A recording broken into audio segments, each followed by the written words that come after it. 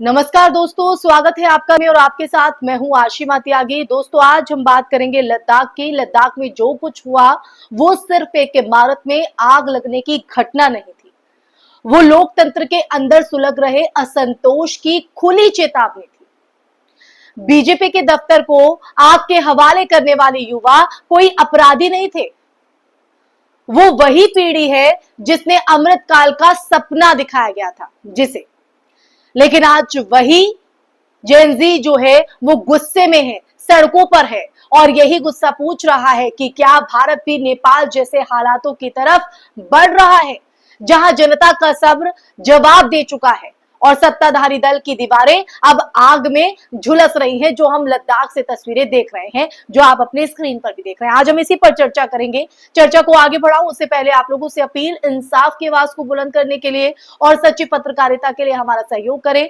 साथ ही डिस्क्रिप्शन में दिए गए लिंक को ओपन कर ज्वाइन बटन दबाकर आप हमसे यानी देश लाइव से दोस्तों सीधा जुड़ सकते हैं। वापस आते हैं लद्दाख पर। आज के मुद्दे पर लद्दाख का गुस्सा अचानक नहीं फूटा है दोस्तों, झूठे वादों और लगातार हो रहे अपमान के कारण जमा होता गया। 2019 में जब धारा 370 हटाई गई थी, तब लद्दाख को केंद्र शासित प्रदेश बनाकर कहा गया था कि अब विकास का नया युग शुरू होगा। लेकिन 5 साल बाद न जमीन पर विकास दिखा, ना ही जनता को संवैधानिक अधिकार मिले। वहां के लोग आज भी छठी अनुसूची की मांग को लेकर संघर्ष कर रहे हैं ताकि उनकी जमीन, संस्कृति और पहचान को बचाया जा सके। लेकिन दिल्ली की सत्ता ने उनकी आवाज सुनने के बजाय उन्हें चुप कराने का रास्ता चुना, उनकी आवाज को दबाने का काम किया। दोस्तों, इस आंदोलन की अगर हम बात करें तो उस आंदोलन का सबसे बड़ा चेहरा बने सोनम वांगचुक, जिन्हें पूरी दुनिया 3 इडियट्स फिल्म के असली प्रेरणा स्रोत के रूप में जानती है। लेकिन आज वो सिर्फ एक पर्यावरणविद या शिक्षा सुधारक नहीं है, वो लद्दाख की आत्मा बन चुके हैं।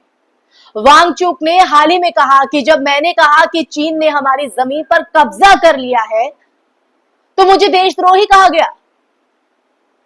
जब मैंने सरकार को सच दिखाया तो धमकियां दी गई। सोचिए, जिस व्यक्ति ने अपना पूरा जीवन शिक्षा और समाज के उत्थान में लगाया, उसे सिर्फ इसलिए देशद्रोही कहा जा रहा है क्योंकि उसने चीन के अतिक्रमण की सच्चाई बताई, उस हकीकत को बयां किया। और यही सवाल आज हर नौजवान के जहन में है, जुबान पर है। अगर सच बोलना देशद्रोह है तो फिर देशभक्ति क्या है दोस्तों? मैं आप लोगों से ही पूछती हूं, क्या है देशभक्ति? क्या अब नागरिकों का कर्तव्य सिर्फ ताली बजाना और जय जयकार करना रह गया है? अगर कोई चीन के घुसपैठ की बात करे तो उसे चुप करा दिया जाता है। ये लोकतंत्र नहीं है दोस्तों, ये डर का तंत्र है जो हमें डरा रहा है, भयावह स्थिति को बयां कर रहा है। लद्दाख के युवाओं का ये आंदोलन सिर्फ स्थानीय मुद्दा नहीं, ये पूरे भारत के लिए एक आईना है। उत्तराखंड से लेकर मणिपुर तक हर जगह आप देखिए, हर जगह लोग सरकार की नीतियों से निराश है, उदास है, हताश है। बेरोजगारी आसमान पर है और सीमाओं पर चीन लगातार घुसपैठ कर रहा है। किसानों की हालत तो आपको पता ही है, बदतर है। और फिर भी जो भी सवाल पूछे उसे देश विरोधी कहकर दमन कर दिया जाता है, उसकी आवाज को दबा दिया जाता है। यही वजह है दोस्तों कि लद्दाख की आग अब केवल पहाड़ों तक सीमित नहीं रहेगी, ये मैदान तक पहुंचेगी। आग देश के हर उस कोने में फैल सकती है जहां जनता अपने आप को ठगा सा महसूस कर रही है। जो वादे सत्ता में आने के दौरान किए गए थे, वो वादे धरातल पर कितने उतरे, ये सवाल अब हर किसी के जहन में बना हुआ है। और इसलिए क्योंकि अगर देखें तो जनता अपने आप को कहीं ना कहीं विश्वासघात मान रही है अपने साथ, कि उनके साथ विश्वासघात हुआ है। नेपाल का उदाहरण हमारे सबके सामने है। वहां भी सत्ता ने युवाओं को अनसुना किया, भ्रष्टाचार, घमंड ने लोकतंत्र की जड़ों को खोखला कर दिया दोस्तों।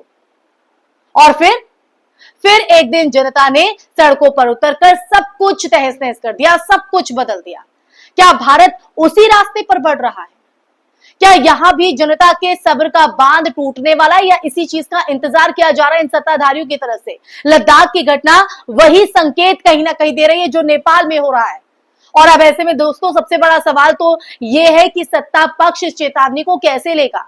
क्या ये युवाओं की आवाज सुनेगा, उनके सवालों का जवाब देगा और लोकतंत्र को मजबूत करेगा, या फिर हर विरोध को देशद्रोह कहकर कुचलने की कोशिश करेगा? ये सवाल भी वाजिब है। इतिहास गवाह है, जब सत्ता जनता की आवाज को दबाती है, तब आग सिर्फ आग में इमारतें ही नहीं जलती हैं, वो साम्राज्य को भी गिरा देती है, जिसके दम पर ये घमंड में चूर रहते हैं। अब जरूरत है कि देश का हर नागरिक लद्दाख के युवाओं के संघर्ष को समझे।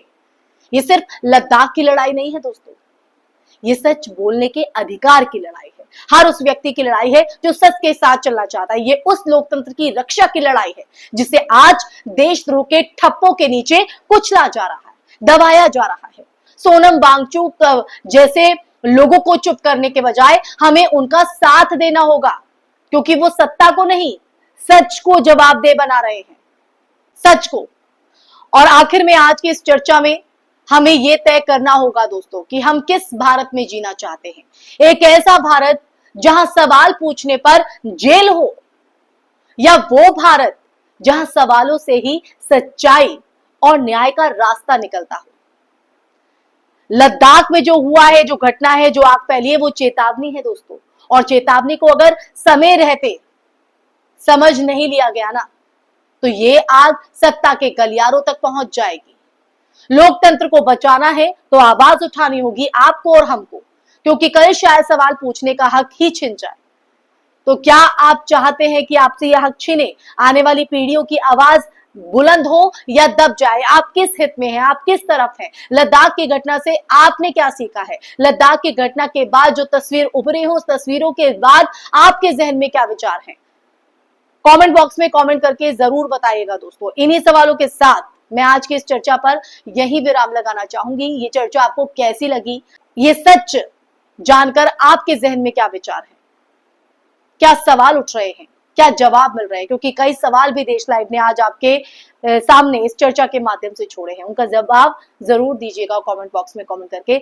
हमें बहुत अच्छा लगता है, हम देखते हैं कि जिस तरह से हमारी वीडियो को आप लोग देखते हैं, कमेंट करते हैं, हमें अच्छा लगता है कि संवाद एक तरफा नहीं है, ये संवाद दो तरफा है।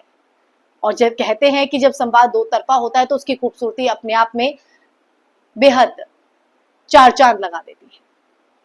तो दोस्तों ये खूबसूरती ऐसे ही बरकरार रहे। कमेंट बॉक्स में कमेंट करके अपनी राय जरूर साझा कीजिएगा, क्योंकि राय हमारे लिए बहुत अहमियत रखती है। साथ ही साथ इस वीडियो को ज्यादा से ज्यादा शेयर भी कीजिएगा और हमारे चैनल को सब्सक्राइब कीजिएगा। फिर हाजिर होंगे एक नए विषय के साथ, तब तक के लिए अपना ख्याल रखिए। जय हिंद, जय भारत, नमस्कार।